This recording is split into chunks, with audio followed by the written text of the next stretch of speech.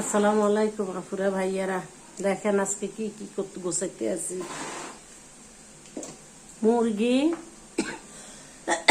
মেহমান আসবে কালকে শনিবারে, মুরগি রোস্ট, চিংড়ি মাছ, এই দেখেন বড় বড় চিংড়ি মাছ ভুনা করব, ফার্মের মুরগি এই যে আজকে বিকালে মুরগি করব, ফ্রাই করব নাস্তা বিকালের।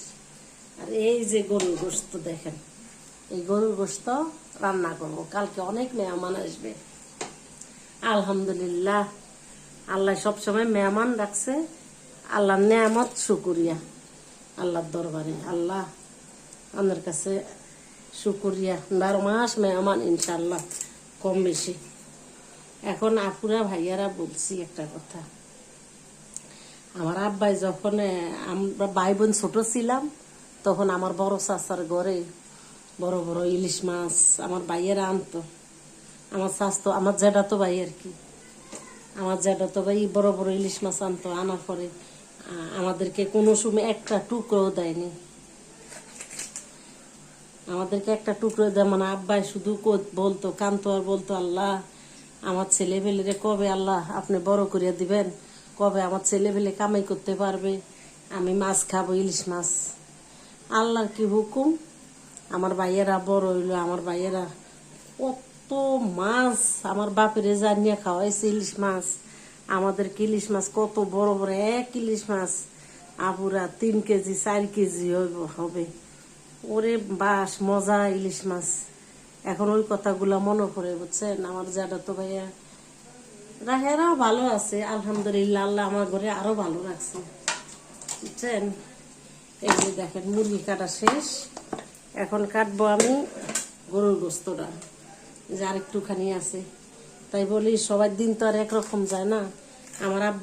আমার আব্বাই এখন এই কথাটা বলে যে আল্লাহ আমার ছেলেরা কবে বড় হবে, আল্লাহর কাছে কেবল কান্নাকাটি করিয়া বলছিলাম আমার ছেলেদেরকে আল্লাহ বড় করিয়া দেন, আমরা এরকম ইলিশ মাছ খাইতে পারবো, ছেলেরা কামাই রোজগার করলে। তখন এই কথাগুলো মাঝে মধ্যে অনেক মনে পড়ে, বুঝছেন। আলহামদুলিল্লাহ আমার আব্বার বয়স 100-র উপরে আছে, আল্লাহ ভালোই রাখছে আলহামদুলিল্লাহ। আমার আব্বার 4 ছেলে আমার আব্বারে অনেক ভালো করিয়া রাখে, অনেক অনেক। এখনকার যুগে এরকম ছেলে পাওয়াটা মুশকিল আছে।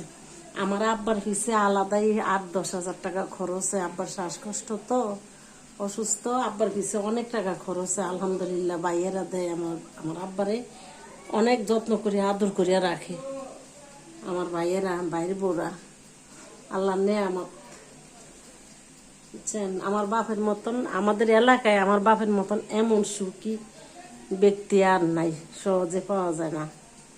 আপনাকে দোয়া বরকত, আল্লাহ আমার আব্বারে অনেক ভালো রাখছে।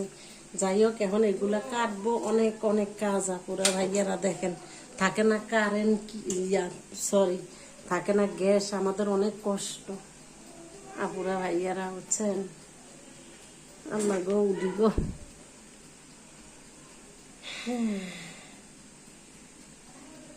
এখন চিংড়ি মাছটা কাটবো, আগে একটু ধুয়ে নিতে হবে, এই যে না ধুয়েই আছি, এখন কাটবো।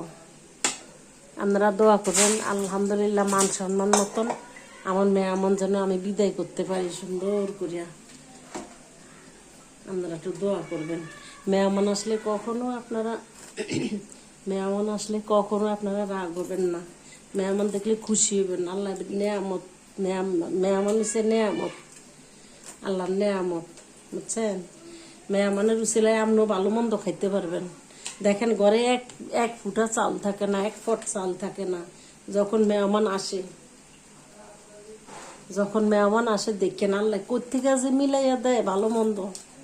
তাও মেহমান আসা রহমত। একবেলা মেহমানরে খাওয়াইলে 10 বেলা আল্লাহ আপনার বরকত দিয়া দেয়, রিজিক দিয়া দেয়। সবাই ভালো থাকবেন। আসসালামু আলাইকুম।